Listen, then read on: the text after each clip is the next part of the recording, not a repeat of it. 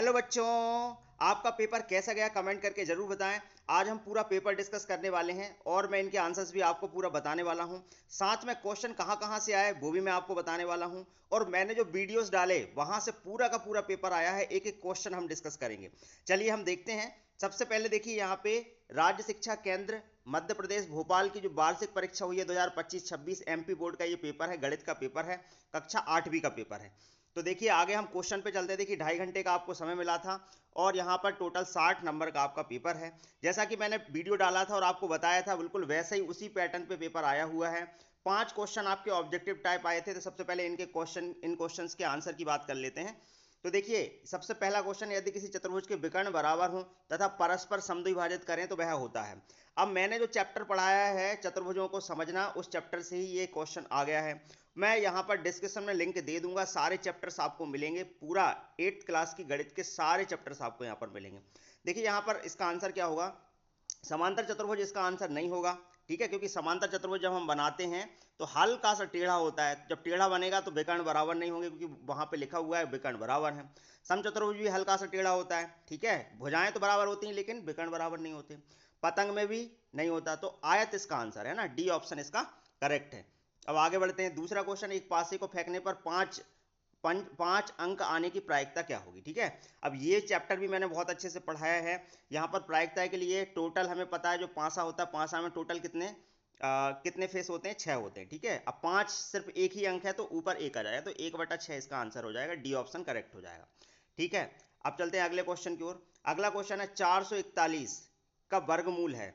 तो 441 का वर्गमूल देखो प्यारे बच्चों, आप एक बात मैंने वीडियो में बताई भी है आपको कि जब हम 1 का वर्ग करते हैं तो 1 आता है, और 21 का वर्ग करें या 11 का वर्ग करें तो हमेशा इकाई का अंक क्या आएगा, 1 आएगा। ठीक है, तो यहाँ पे जो 441 है ये 21 का वर्ग है। तो बड़े आराम से ये बात आप समझ सकते हैं। तो यहाँ पर 21 का वर्ग 441, बी ऑप्शन यहाँ पर करेक्ट होगा। और ये चीज आप इकाई का अंक देख के ही बता सकते थे। अब देखिए अगला क्वेश्चन है। अगला क्वेश्चन है आपका 64 का घन करने पर इकाई का अंक होगा। अब 64 का घन करने पर इकाई का अंक पूछा है, तो सबसे पहले 64 में देख लो आप 4। अब 4 इकाई का अंक है। अब 4 का जो हम घन करेंगे तो क्या आएगा, 4 का घन करेंगे तो 64 ही आएगा। मतलब यहाँ पर इकाई का अंक क्या बनेगा, 4 बनेगा। ए ऑप्शन आपका करेक्ट हो जाएगा। इसके अलावा 111 का वर्ग, तो देखो मैं आपको बता दूं, 1 का वर्ग 1 होता है, फिर 11 का वर्ग होता है 1 2 1 121 होता है। फिर अगर मैं 111 कर दूं तो जितने वन होते हैं वहां तक जाना, 1 2 3 2 1। ठीक है, ये आंसर, मतलब यहां पर ए ऑप्शन आपका करेक्ट हो जाता। तो ये पांचों बहुत आसान आपके एमसीक्यू आए हैं, बहुत आसान है। और आपका पेपर कैसा गया कमेंट करके जरूर बताएं कि सारे क्वेश्चन आपने अटेम्प्ट किए या नहीं किए, कहाँ गलती की, आप कमेंट करके जरूर बताएं मुझे। ठीक है, और आगे की स्ट्रेटजी के लिए, जैसे जो बच्चे अब 8वीं कक्षा की आगे तैयारी करने वाले हैं उनको मेरे बारे में ज़रूर बता दें एक बार, क्योंकि आप मुझसे पढ़ें तो आप उन्हें बता दें ताकि वो चैनल को ज्वाइन कर लें, सब्सक्राइब कर लें, और आगे मैथ्स में उनको कभी भी दिक्कत नहीं होने देंगे, ये हमारा आप सबसे प्रॉमिस है। अब आगे बढ़ते हैं। तो देखिए अगला, आगे बढ़ें तो खाली स्थान आए, यहाँ पर रिक्त स्थानों की पूर्ति कीजिए। यहाँ पर अगर हम बात करें यहाँ पर 6वें क्वेश्चन की, तो 6वें क्वेश्चन में 2x + 8 = 16। आप इसको जब सॉल्व करेंगे तो प्यारे बच्चों 2x, 8 उस तरफ जाएगा तो 16 में से 8 घट जाएगा। ठीक है, तो x बराबर 2/में पहुंच जाएगा, 16 में से 8 गए तो 8 आया, 2/में पहुंच गया, 2 चौके 8, मतलब x का मान कितना आ गया, 4 आ गया। तो यहाँ पे इसका आंसर हो जाएगा 4। ठीक है, दूसरा है किसी विशेष उद्देश्य से एकत्रित की गई सूचनाएं कहलाती हैं, तो उनको कहते हैं प्यारे बच्चों प्राथमिक आंकड़े। ठीक है, उनको बोलते हैं हम प्राथमिक आंकड़े। तो इसका आंसर हो जाएगा प्राथमिक आंकड़े। 1 का वर्ग सदैव होता है, 1 का वर्ग मैंने अभी जस्ट आपको बताया भी, 1 का वर्ग हमेशा 1 ही होता है ना।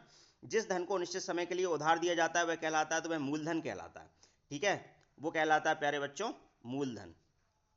समझ पा रहे होंगे आप। यहाँ पर 2 की घात 0, देखो किसी भी संख्या की घात जब हम 0 करते हैं तो आंसर 1 आता है ना। तो 2 की घात 0, 4 की घात 0, 6 की घात 0, सबका मान 1 1 हो जाएगा, मतलब इसका आंसर 3 आ जाएगा। ठीक है, 3, 1 1 को 3 बार जोड़ोगे 3 आ जाएगा। बड़े आराम से ये बात समझ में आ गई होगी। अब चलते हैं अगले क्वेश्चन की ओर। अब यहाँ पे क्वेश्चन दिया, क्वेश्चन नंबर 11 दिया है।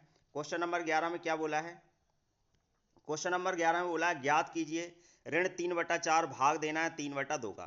तो प्यारे बच्चों ऋण 3/4 भाग देना है किसका, 3/2 का, है ना। तो ये पलट जाता है, तो ऋण 3/4 गुणा 2 ऊपर पहुंच जाएगा, 3 नीचे आ जाएगा, है ना। 2 से ये कटेगा, 3 से 3 कटेगा, 2 से ये कटेगा, 2 दूनी 4, है ना। तो ऋण 1/2 इसका आंसर आना था, है ना। इतना सा काम आपको करना, ऋण 1/2 आंसर आना था। अब चलते हैं अगले क्वेश्चन की ओर। अगला क्वेश्चन देखते हैं। इसके बाद देखिए, एक समबाहुभुज जिसमें 6 भुजाएं होती हैं, प्रत्येक बाह्यकोण की माप ज्ञात कीजिए। इसका फॉर्मूला होता है, अब बाह्यकोण पूछा है तो बाह्यकोण के लिए आपको पता होना चाहिए 360/n, ठीक है। ये आपका फॉर्मूला होता है। n क्या है यहाँ पर, तो n यहाँ पर बाह्यकोण है, ठीक है, मतलब n भुजाओं की संख्या है। तो बाह्यकोण निकालोगे तो 6 का आप 360 में भाग दे दोगे, 6 का भाग दे दोगे तो 6 6 36, मतलब 60 यहाँ पर आंसर आ जाएगा, 60 डिग्री। संकेतों का प्रयोग करते हुए आंकड़ों का चित्रीय निरूपण क्या कहलाता है। जब हम संकेतों का प्रयोग करते हैं तो आंकड़ों का चित्रीय निरूपण चित्रालेख कहलाता है। क्या कहलाता है, चित्रालेख कहलाता है। संख्या 43 का वर्ग ज्ञात कीजिए। अब इसके लिए मैंने आपको एक ट्रिक बताई है, 43 का वर्ग, 43 का वर्ग निकालने के लिए। ये 50 से कितना कम है, 7, तो 7 सतैया 49। 43 जो है वो 50 से कितना कम है, 7, 7 सतैया 49, और 7 ही घटा दो किससे, 25 से, तो कितना आ जाएगा, 18, 18 49 इसका आंसर आ जाएगा। 8 गुणित 10 की घात ऋण 4 को सामान्य रूप में लिखिए। सामान्य रूप में लिखने का मतलब क्या है कि आपको गुणा में, जैसे 10 की घात 4 यहाँ पर ऋण 4 लगा हुआ है ना, मतलब ये हुआ कि 8 गुणा 10 की घात ऋण 4 है तो ये बटे में आ जाएगा, तो 10 की घात 4 नीचे आ जाएगा ना। फिर 8/4, 10 को 4 बार लिखोगे, 10 गुणा 10 गुणा 10 गुणा 10, ठीक है, ऐसे लिखोगे। फिर उसके बाद जितनी जीरो आएंगी उतनी पॉइंट लगा देना था इसमें, ये इसका आंसर हो जाता। आलेख में कितने अक्ष होते हैं प्यारे बच्चों, आलेख में 2 अक्ष होते हैं, ठीक है, एक एक्स होता है और एक वाई होता है ना, 2 अक्ष होते हैं जब भी आप बनाओगे। तो बहुत आसान पेपर था। तो पेपर में, अच्छा अब ये क्वेश्चन देखिए, क्वेश्चन नंबर 17, मैंने 3 क्वेश्चन करवाए, 3 में से एक क्वेश्चन ये आ गया, देखिए आप यहाँ पर 18वें नंबर का क्वेश्चन भी मैंने प्ले लिस्ट में डाल दिया है, पूरे चैप्टर से, उसमें आपको 18वें नंबर का क्वेश्चन मिल जाएगा।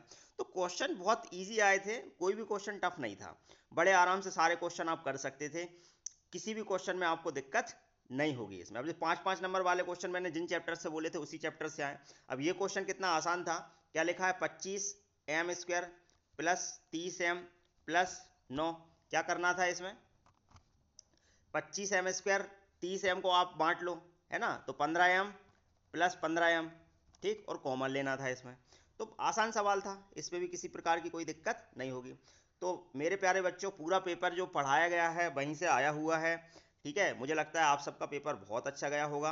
तो कमेंट करके ज़रूर बताएं कि कैसा लगा आप सबको पेपर देने के बाद, और आगे अगर आपको कोई भी दिक्कत आती है तो उसके बारे में भी बताएं। और साथ में 9th का, जैसे ही आपके पेपर खत्म होंगे, मैं 9th का बैच भी स्टार्ट कर रहा हूँ। 9th के सारे वीडियो अभी से स्टार्ट कर रहा हूँ मैं, ताकि आपका 9th से बेस बनता हुआ चले और 10th में आपको फ़ायदा मिले, ठीक है, 10th में आप बहुत अच्छे मार्क्स लेके आओ।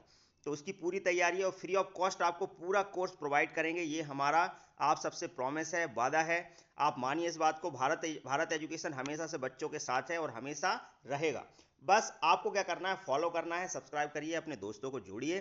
साथ में अगर कोई भी प्रॉब्लम है तो मैंने आपको अपना नंबर बताया है, नंबर है मेरा 9753864830। आप इस पर मुझे व्हाट्सएप करिए, मैसेज करिए, और जो भी आपको पूछना, जो भी जानकारी चाहिए, पूरी आपको मिलेगी। थैंक यू वेरी मच, मिलते हैं फिर।